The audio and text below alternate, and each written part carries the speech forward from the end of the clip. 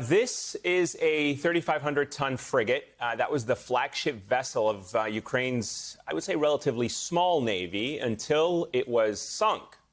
Not by Russian forces, actually, but by Ukraine itself. The ship had been docked for repairs in the port city of Mykolaiv and on the Black Sea coast when the war broke out last week. And the captain of the ship actually feared that those repairs would not be finished in time to prevent the crown jewel of Ukraine's navy from falling into Russian hands. He did not want to take that risk.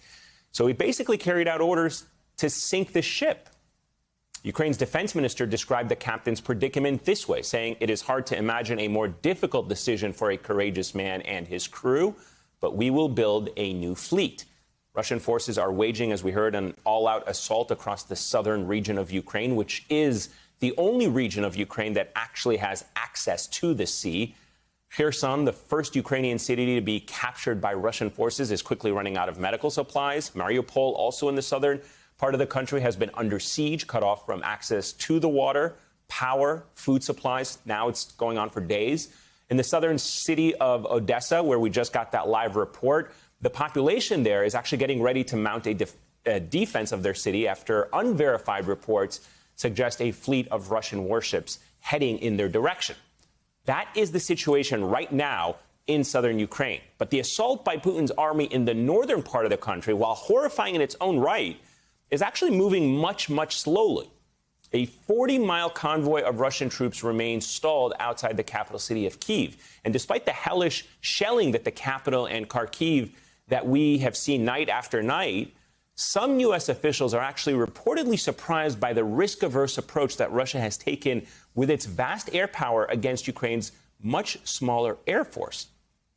As one retired three-star Air Force general told Reuters, the Russians are discovering that coordinating multi-domain operations is not easy and that they are not as good as they presumed they were. What should we expect to see in the coming days as Putin continues his siege against the people of Ukraine? Joining us now for more on that, Rob Lee, former Marine Corps infantry officer and senior fellow at the Foreign Policy Research Institute. Rob, it's good to see you again. Thanks for joining us.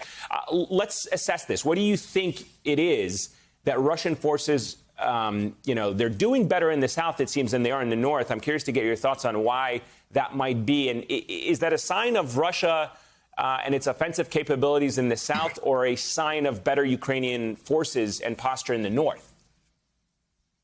Oh, thanks for having me. So I think it's a combination of things, but I think one of them is that Ukrainian forces have decided what are the strategic areas they have to defend, and what areas can they kind of trade time for space. And so I think that's what they're doing in the south. As you gave a very good kind of briefing of what's going on. Ultimately, they're continuing to advance in the south towards Mykolaiv. They took the city of Erhodon yesterday, where the nuclear plant is, pushing towards Zaporizhia. And then obviously Mariupol is still surrounded in the southeast. But as we've seen the last few days, the big cities in the northeast have not fallen. So Kharkiv, Sumy, Chernigov, and obviously Kyiv. And Ukrainian forces are still holding those. And essentially from now on, it's difficult for Ukraine's military to fight a conventional fight with the Russian military. But if it wins certain cities, it negates a lot of the strengths of the Russian military. And I think that's what their kind of strategy is for going on.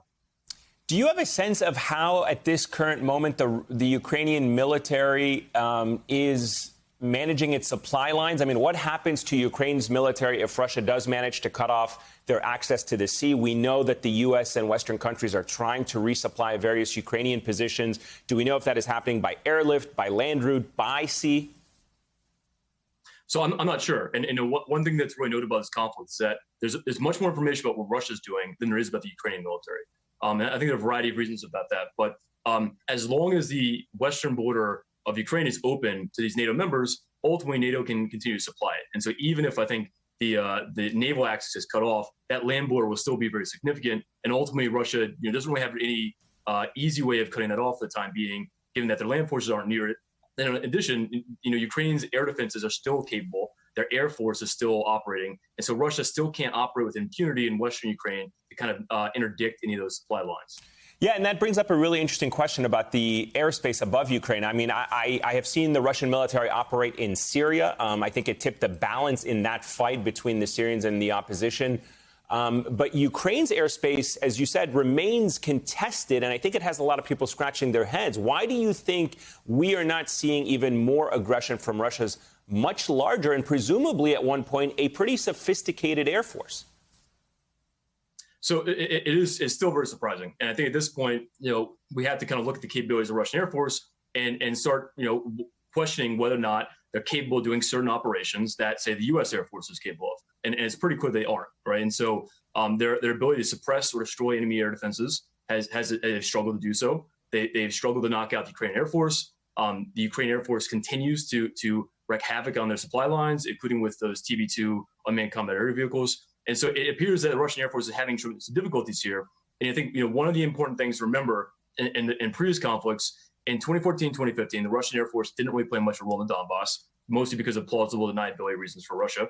And in Syria, it has played a key role, but they haven't gone against a capable air defense system, right? And so it's basically been operating with relative impunity for most of those areas, and then just working on the targeting process. But right now, this operation is much, much more complex. It's much larger, and you have much larger Russian ground forces on the ground that need that kind of aerial support. And so all those factors are making it more difficult for the Russian Air Force to be as effective as as I thought they would be. And that's certainly one of the really kind of surprising lessons from this war so far.